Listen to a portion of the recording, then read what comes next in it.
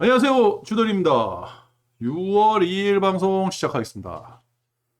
아, 오늘 여러분들은 어떠셨나요?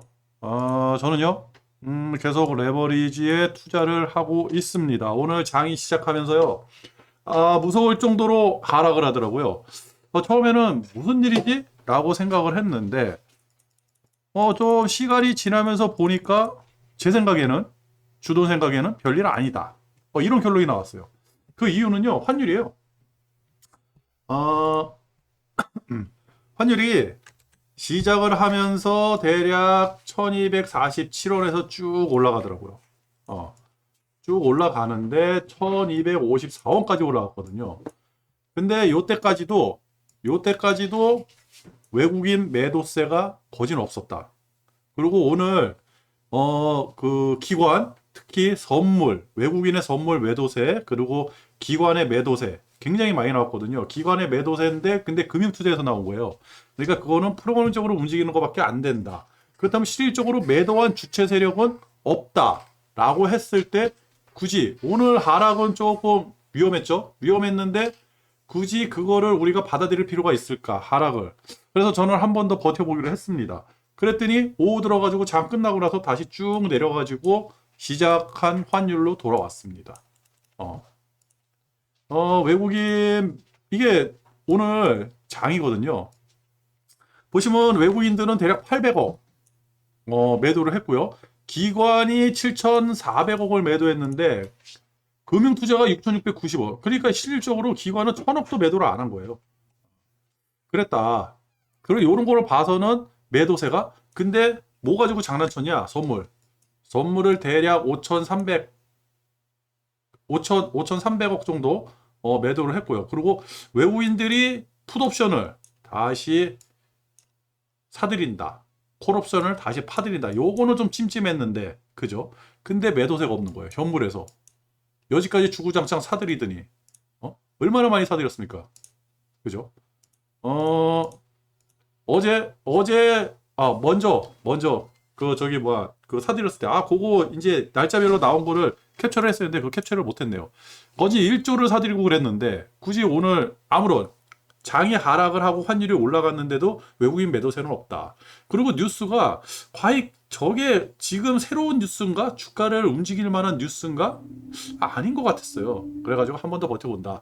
내일이 금요일이다. 내일 한번 결정을 하겠습니다. 아직까지는 수익권이고요. 아직까지는 버틸 만한 구간이다. 그거는 일단 차트 보면서 말씀드리도록 하고요.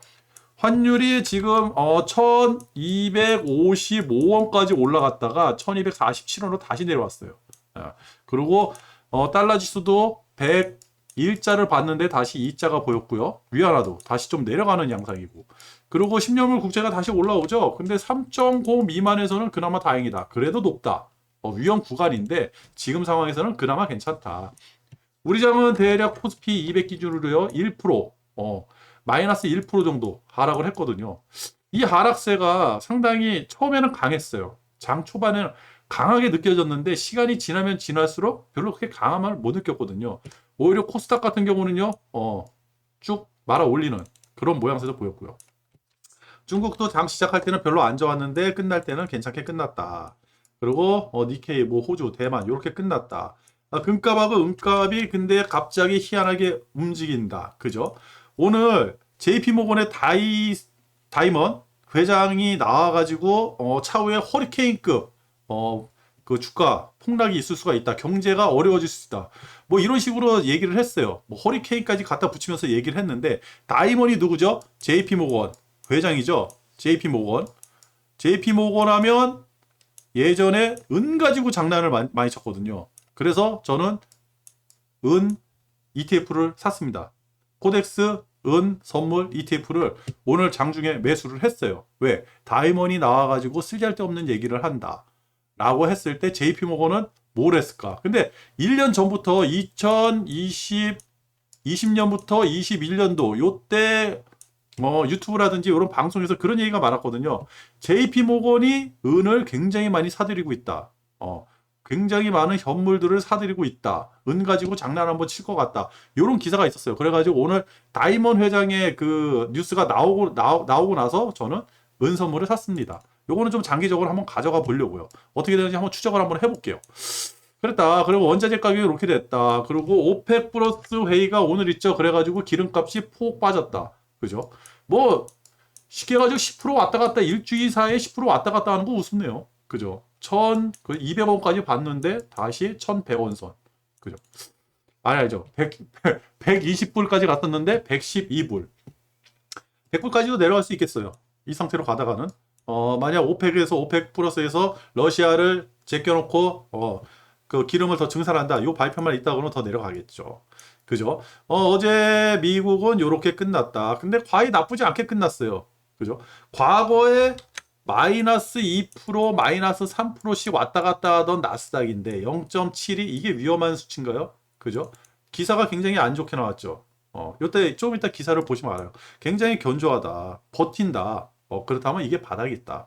1200, 요 밑에서는 좀 사볼 만하다. 나스닥 지수도요. 현재 이렇게 끝났고요. 유럽이 제가 캡처를 7시 15분에 했네요. 대략 프랑스가 1%, 유로스톡스가 0.75 그래가지고 좀 한 1% 내로 좀 상승을 하는 것 같다. 그리고 어제 하락세도 그렇게 페덱스가 좀 떨어진 게 아쉬웠고 테슬라는 좀 잘 모르겠어요. 테슬라하고 AMD는 잘 모르겠어요. 근데 AMD가 견조했다. 그래가지고 오늘 우리나라 반도체가 좀 버티지 않을까? 라고 생각을 했는데 여기 보면 반도체 필라델피아 반도체 지수 있잖아요. 어디 있나요? 필라델피아 반도체 지수 나오세요. 혹시 여기 있네요. 과히 많이 안 떨어졌거든요. 그래가지고 좀 버티나 했는데 근데 지수 하락분보다는 삼성전자하고 하이닉스 제가 이제 그 마지막에 종가 확인을 못했거든요. 지금 얼마에 끝났는지 모르겠어요. 근데 장중에는 지수 하락분보다 삼성전자 하락분이 조금 낮았어요. 그래가지고 요거 좀 버티는 것 같은데 좀 뭔가 있는 것 같은데 그래가지고 한 번 더 버텨보기로 했습니다. 원달러율이 이렇게 됐고 원달러율은 뭐 견조하잖아요. 그죠? 그래도 높다. 1200원 미만으로 내려가야 돼요. 요거는 분명하게 얘기하지만 그리고 코스피 이렇게 보시면요. 요 중간 라인은 제가 한번 다시 그렸거든요. 전에는 여기다 그렸어요. 아니고 여기 아니죠? 여기 전에는 중간 라인은 요 전고 아이 참, 이 그림도 이렇게 못 그려. 전고에다 이렇게 했는데 전고를 이탈을 했잖아요. 요 라인이 전고 라인이었는데 그래가지고 그 다음에는 전저. 사실 이 라인, 요 전저에 있는 요 라인이 굉장히 중요한 라인이에요. 왜냐면 요 밑에 매물대를 뚫고 올라가는 거기 때문에. 그래가지고 전저를 라인을 한번 잡아가지고 봤습니다. 그랬더니 그거 딱 맞고 튕겨 올라오죠. 내일 만약에 음봉이 이렇게 나온다. 만약 음봉이 이렇게 나온다. 그러면 저는 어떻게 할 것 같아요? 여러분들은 어떻게 하겠습니까? 버틸 거예요. 왜? 요거 있잖아요. 어차피 내일 빠지면 여기서 파나 뭐 손실이 그렇게 크지 않아요. 그러면 저는요. 전저 이게 2550이거든요. 2550포인트. 요거 한번 버텨보겠습니다. 그럼 뭐 왔다가 다시 올라가든지 아니면 여기서 내일 내일 다시 뭐 양봉이 하나 쭉 나와가지고 요 사이에서 횡보라든지 뭐 결정이 나겠죠. 그죠? 한번 버텨볼 만하다. 그렇다. 그리고 요거는 이렇게 봤을 때는 안 좋은 것 같은데 실질적으로 매도 세력은 없다. 그리고 나스닥이요. 나스닥도 뭐 그저 그래요. 나스닥도 뭐 좋은 것도 아니고 나쁜 것도 아니고 나스닥도 이렇게 좀 확대를 할까요? 이렇게 확대해 보면 나스닥도 뭐 그저 그렇다. 그죠? 바닥은 여기고. 그죠? 이게 전고. 아직까지 전고 위에서 있고. 오늘 만약 양봉 이렇게 나오면 유럽이 플러스니까 양봉이 나올 수가 있겠죠. 양봉 나오면 뭐 좀 견조한 흐름. 과히 지금 주가 차트라든지 뉴스라든지 이게 나쁜 뉴스가 나오질 않았어요. 다 아는 뉴스. 다 나온 내용들. 그리고 유로존 4월 PPI가요. 1.2% 증가했다. 뭐 이런 얘기가 있는데 이거 다 예상된 거잖아요. 그죠? 우크라이나 전쟁하면서 우크라이나에서 기름 가지고 장난칠 때 그 다음에 가스값이 8불이 넘어갈 때 다 예상된 거예요. 엄청나게 인플레가 있었고 유럽 작살 날 것 같다. 그거 나온 거예요. 근데 이거 가지고 호들갑을 떤다? 실질적으로 호들갑을 떨어가지고 이게 심각하다가 생각하고 뭐 주가를 이번에 뭐 이제 팔았다든지 그러면 그거는 하수. 그죠? 일단은 버텨봐야 돼요. 주가가 빠질 수도 있어요. 폭락을 할 수 있어요. 지금부터, 내일부터, 아니면 다음 주부터 폭락이 시작이 돼가지고 쭉 빠질 수도 있어요. 그러나 지금은 아니다. 이 뉴스 가지고는 곧버스보다는 레버리지가 맞다. 그리고 레버리지 정리하는 게 아니다. 지금 타임에서는. 그리고 요 내용이 뭐냐면 요게 요 사람이 중국 외교 담당 정치국원이래요. 요 양재찌가요. 그 김성한이라는 사람이 우리나라 어디 갔죠? 아, 이게 우리나라 민 아이 누구죠? 아, 이게 여기 안 나왔네. 하여튼 중요한 위치에 있는 사람. 근데 이 두 사람이 얘기를 한 거예요. 얘기를 해가지고 민감한 문제를 적절히 처리해라. 얘들 예전에 사드 갈등할 때, 사드 사태, 사드가 설치됐을 때 했던 표현을 지금 중국이 한다는 겁니다. 그러면 이 내용은 뭐냐? 이 뉴스의 내용은 가만히 보면 한한령을 다시 시작을 할 수가 있다. 가뜩이나 지금 이제 그 코로나가 엔데믹이 되면서 중국도 이제 올해까지는 힘들죠. 그죠? 10월 달에 시황제 만드는 그 기간이 끝나고 나서 내년부터는 중국 사람들도 우리나라에 관광을 되게 많이 올 거예요. 근데 또 한한령이 또 시작이 된다 그러면 관광 인프라 다 깨져버리겠죠. 그죠? 그러면 우리는 관광 무역 수지가 적자가 나겠죠. 관광 수지가 적자가 나겠죠. 오는 사람보다는 가는 사람이 많고. 지금은 굉장히 호기예요. 왜 그러냐면 우리나라 그 관광이라든지 여행이 좀 자유로우니까 일본 사람들이 우리나라 오려고 우리나라 그 일본에 있는 그 뭐죠? 대사관이 아니라 하여튼 거기에 뭐 줄을 잔뜩 서 있다. 아까 이제 뉴스를 그냥 건성건성 봐가지고 하여튼 지금 이런 상황이에요. 누구든지 이 사람들이 이 좀이 쑤셔가지고 뭔가를 해야 돼. 여행 아무리 비싸더라도 가고 싶어. 극장 1,300만 명이 갔대요. 이번에 그 탑건 2 나왔잖아요. 아직 흥행을 한다고 그러더라고요. 그런 와중에 이 사드 갈등 이때처럼 다시 IPEF 갈등이 일어나면 어떻게 될까? 요게 요 뉴스가 어떻게 진행이 되는지 한번 봐야 돼요. 이거는 실질적으로 우리나라에 영향을 주는 뉴스잖아요. 그죠? 그리고 지금 바이든, 옐런, 파월, 그죠? 어제 이 얘기 나셨죠? 얘기를 말씀을 드렸잖아요. 근데 블러드가요, 6월 7일, 6월하고 7월 50bp 인하하고 9월에는 금리 인상을 멈춰도 돼. 이거하고 이게 5월 24일이거든요. 지금부터 한 일주일 전에 블러드가 얘기를 했던 거예요. 근데 지금 와가지고 파월이 어떤 결정을 내릴까요? 그죠? 강력한 매파가 이 정도까지 얘기했는데 파월이 아니야. 9월에도 금리 인상해야 돼. 그리고 빅 스텝이 아니라 자이언트 스텝을 해야 돼. 75bp 인상을 해야 돼. 라고 한다 그러면 그거는 뭐 인정사정 없이 곧버스죠. 하방으로 그냥 때려 넣으면 되는 거예요. 근데 과연 그렇게 할까요? 물가는 올라가고 경기는 점점 안 좋아지는 걸 아는데 물가를 잡자고 그죠? 한 놈을 잡자고 뭔가를 하려고 그래? 글쎄요. 요거는 뉴스를 더 추적을 해야 돼요. 지금 이 사람들이 애매한 포지션을 한 거예요. 애매한 거예요. 그러니까 주가가 오르지도 못하고 떨어지지도 못하고 약간 애매한 거야. 요때까지는 좋았어. 그죠? 애매해요. 갑자기 나스닥이 반등해서 올라가니까 깜짝 놀랐나? 그죠? 한번 봐야 된다. 그리고 중국이 이제는 150조를 푼다 그랬는데 또 직접 현금을 주머니에 꽂아줘야 된다. 그죠? 미국처럼 그렇게 해야 된다. 공산당이 급한 거예요. 왜? 2분기 이거 말씀드렸죠. 2분기 GDP는요. 중국 2분기 GDP는 마이너스 될 확률이 굉장히 높아요. 역성장할 확률이 높은 거예요. 그렇다 그러면 5.5% 올해 5.5% 성장을 시켜야 되는데 마이너스가 된다고 하면 성장을 더 시켜야 될 거 아닙니까? 그리고 4, 5, 6월 달이에요. 4월 달, 5월 달 코로나 때문에 조졌잖아요. 그죠? 6월 달에 지금부터 돈을 풀어야 돼요. 근데 돈을 푼다고 한 번에 경기가 확 살아나는 건 아니잖아요. 그러면 6월 달에 마이너스 성장이 난다 그러면 이거는 굉장히 호재예요. 왜? 7월, 8월, 9월, 그죠? 3분기에는 분명히 어마어마하게 상승을 시켜놔야 되거든요. 그러면 돈을 엄청나게 푼다. 그래서 이 얘기가 나오고 그 다음에 여기 보시면 150조 중국 150조 얘기가 없어졌네. 사라졌네요. 150조를 풀어가지고 그거를 쓰라고 그거 캡처를 잘못했네. 그게 굉장히 중요한데 하여튼 중국은 지금 어마어마하게 경기 부양을 하고 있다. 우리가 이 호기를 잘 이용해야 된다. 그 말씀을 드리려고 그랬던 겁니다. 그리고 베이지 잉글에서요 수천 명이 시위를 했대요. 공산당이 시위를 했다. 그죠? 아하. 그리고 오늘 오펙 플러스 회의가 있어요. 오펙 플러스 회의. 그죠? 목요일 목요일날 회의가 있으니까 요거에 의해 가지고 지금 113불인 원유가 더 밑으로 떨어질지 위로 올라갈지 결정이 나겠죠. 떨어지면 인플레 압력이 그만큼 줄어드는 거예요. 다행이죠. 그리고 제가 그렇게 얘기했던 QT 이제 기사로 하나하나씩 나오죠. 650조 원. 어마어마하죠. 650조 원을 연말까지 땡겨 먹는다. 2,525억 달러. 그죠?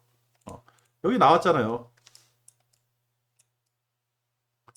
3개월 동안에 월 475억 불씩. 그죠? 그 후에 955억 불씩. 이게 116조. 그죠? 450조면 대략 한 50조 넘어가겠죠? 한 60조 되려나요? 그러니까 6월 달에 60조 정도를 땡겨 먹을 거예요. 땡겨 먹는데 이게 실질적으로 여기 기사에 보면 그렇게 나왔는데 대략 100bp 유동성이 빠르게 줄면서 내년 말 기준금리가 최대 100bp 그죠? 1%에 1%. 1% 인상한 효과를 볼 수가 있다. 요거 때문에. 양적 완화, 양적 긴축. 말이 거꾸로 되는 거예요. 양적 완화 때문에 주가가 폭락하고 부동산이 폭등을 했다 그러면 부동산하고 주식이 폭등을 했다 그러면 양적 긴축이라는 단어는 거꾸로 돈을 빼오는 거니까 부동산하고 주식이 떨어지겠죠. 그죠? 이거를 어떻게 방어를 하느냐 이게 중요한 거예요. 근데 조절을 하겠죠. 한 번에는 쭉쭉쭉 빨아먹지는 않을 거예요. 제가 말씀드렸던 거 이거예요. 그래가지고 항상 우리는 고퍼스를 생각해야 되고 지금 상승이 그렇게 큰 상승으로 이루어진다고 생각은 안 해요. 하지만 투자니까 확률이 떨어지는 것보다 오르는 확률이 높다 그러면 오르는데 투자를 할 뿐입니다. 그죠? 그리고 세르비아가 다시 러시아하고 3년 가스 재계약을 했다. 그죠? 어저께는 네덜란드 가스를 끊어버렸죠. 루블화로 결제를 안 해가지고. 근데 이런 나라도 있고 저런 나라도 있고 제가 이 기사를 왜 가져왔냐면 이유는 절대 화합이 안 된다. 그러죠. 다이먼 허리케인이 아니라 태풍이네요. 태풍이 허리케인이죠. 태풍을 각오해라 이런 쓰잘데없는 얘기를 한 거예요. 굳이 JP모건 회장인 다이먼 이 사람 나와서 말을 많이 하긴 하는데 굳이 이렇게까지 얘기할 필요가 있을까? 하하. 그렇다 그러면 뭔가 숨겨진 뭔가가 있다. 그러면 JP모건이 가장 잘 가지고 노는 거 여지까지 장난질을 많이 치는 거 은이에요. 지금 은값이 똥값. 생각보다 똥값. 왜? 금하고 은은 거진 같이 움직이거든요. 금은 뭐 이렇게 거진 이런 식으로 가는데 은은 이거예요. 요거는 50불, 여기는 20불, 그죠? 여기는 뭐 10불 이렇게 되는 거예요. 10불에서 50불 막 이렇게 왔다 갔다.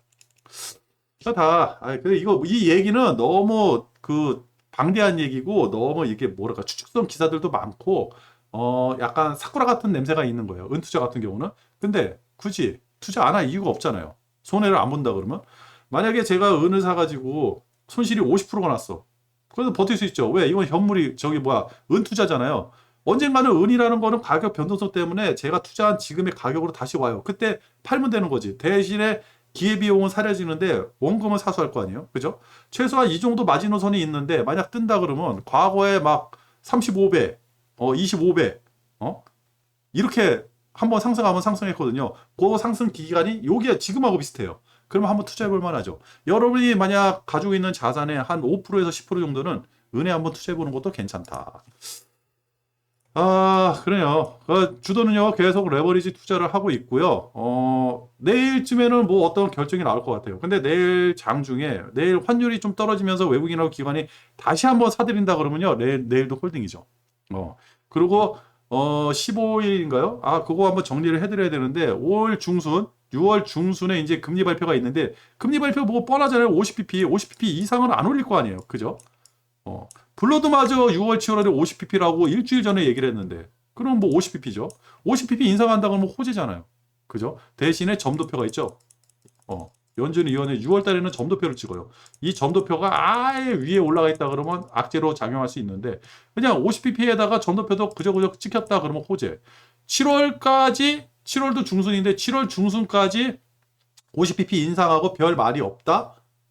QT가 6월 1일부터 시작하는데 돈을 빨아들이는데 주가에는 별 영향이 없다라는 게 보여진다 라고 한다 그러면 오 땡큐. 그러면 7월 2분기 실적 발표가 나오죠. 중국 마이너스. 그죠? 미국 이제 기업들 또 이제 안 좋다고 나올 거예요. 완전 피크 아웃이죠. 그러면 실적이 많이 올라갔다가 많이 안 좋은데 지금보다는 나중에 나아질 거야라고 한다 그러면 요것도 호재가 되겠죠. 너무 안 좋으니까. 그리고 중국은 분명히 마이너스 GDP 성장이 마이너스가 된다 그러면 마이너스가 아니라 1% 2%도 상관없어요. 굉장히 이제 저기 GDP 성장률이 안 좋게 나오면 지금 돈을 어마어마하게 풀어가지고 쭉쭉 올릴 거 아닙니까? 그러면 이게 거진 호재죠. 그러면 제가 그래가지고 서머랠리를 한번 그 생각을 해보는 거예요. 근데 그죠? 옐런하고 파월이 갑자기 이상한 얘기를 해가지고 약간 이게 고민이 되는 거예요. 그래가지고 요거는 한번 해야겠다. 그리고 옐런이나 파월이나 병행기가 금리라든지 경기라든지 이런 거 가지고 걱정한 게 벌써 5월 20일이에요. 벌써 예전부터 걱정을 해놓고 이 문제에 대해서는 벌써 주가에 다 녹아 들어간 거예요. 아무 상관이 없다. 주도는 레버리지에 계속 투자하고 있고요. 오늘 방송 여기서 마치도록 하겠습니다. 끝.